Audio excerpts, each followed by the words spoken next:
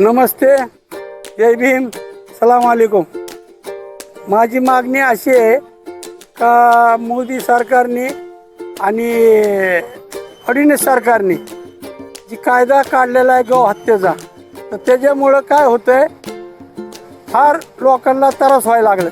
त्याच्यामुळं काही समाजकंटक आपली पोळी साधण्यासाठी गायीचा आधार घेऊन मुस्लिम समाजाला टार्गेट करण्याचे हेतू आहे। ह्याच्यासाठी आमची बी इच्छा आहे हिंदू भावांचे मन नाही दुखावे आणि गायीला राष्ट्रीय माता घोषित करण्यात यावी, ही आमची विनंती आहे। फडणवीस सरकारने आमची मागणी पूर्ण करावी।